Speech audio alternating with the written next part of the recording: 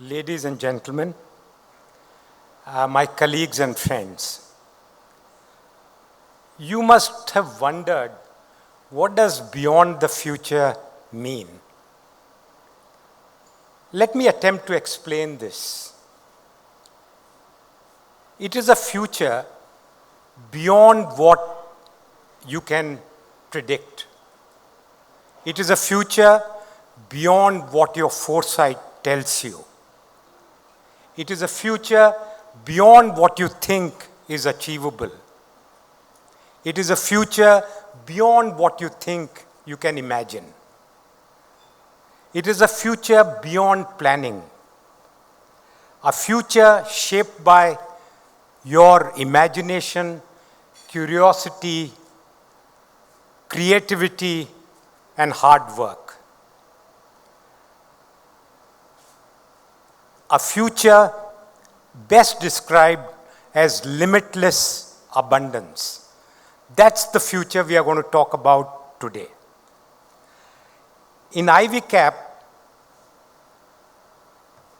today we will explore ideas across many frontiers: artificial intelligence, health tech, climate tech, deep tech, space tech, frontiers which are thriving and attracting tremendous amount of interest from governments, from investors, and from companies.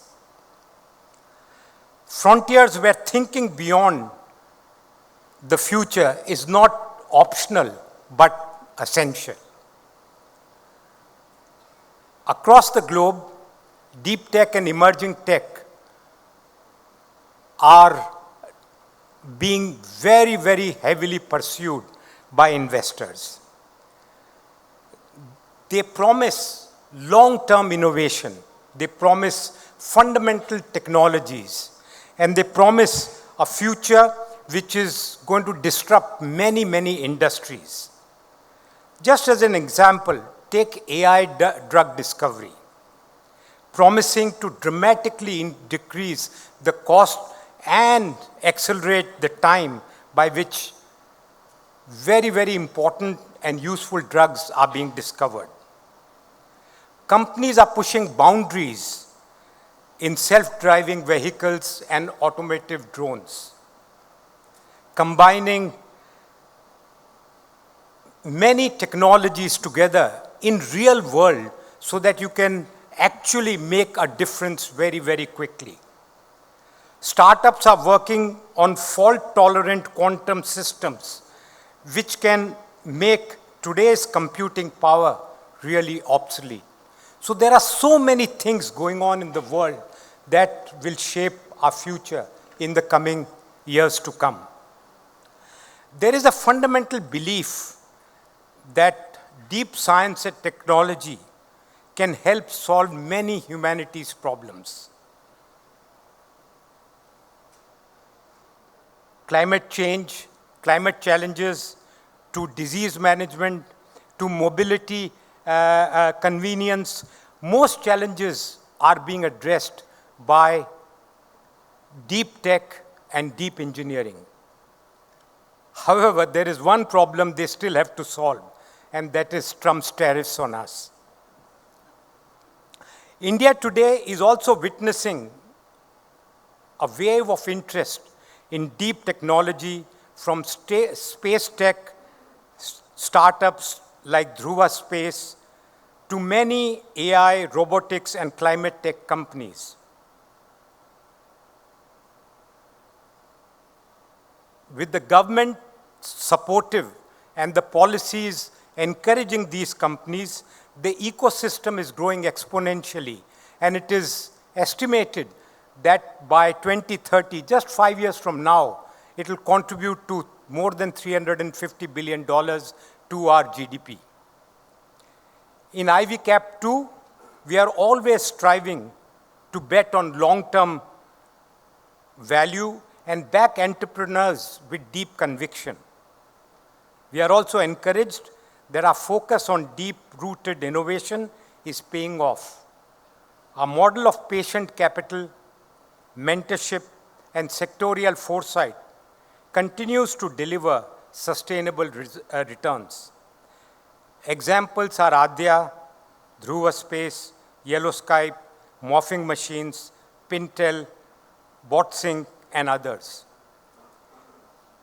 We also believe that there is big opportunities across several frontier sectors like AI, MI, bioengineering, clean energy. Just fintech alone is targeting so many underserved and underbanked population through inclusive and scalable models. Here, I'd like to point out the important role that ISRO is playing, helping create a renaissance with private players like Skyroot Aeroscope, Dhruva Space, Pixtel, playing a foundational role.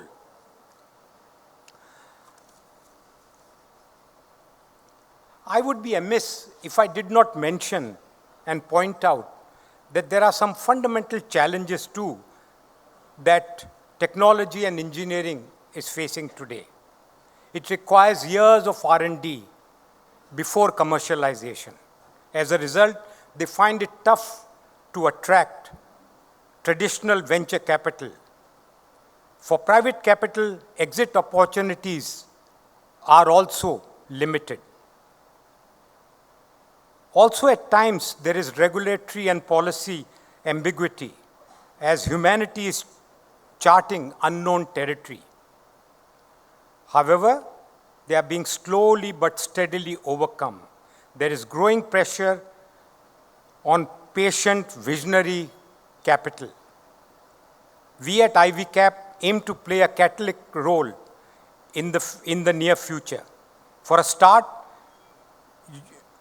you'll hear today how supporting policy initiatives, deep tech-focused incubators, and increased collaboration between startups, academia, and government is overcoming many of these hurdles. Before I end, I'd like to share with you two examples of our portfolio companies. First is Dhruva Space, which is designing and deploying cost-efficient, modular, scalable satellite platforms. They work in building reliable, modular, small satellites, enable application ranging from climate monitoring to disaster management to secure communications. They are creating an ecosystem where private enterprises can meaningfully participate in space exploration and space business opportunities. Second is Miko.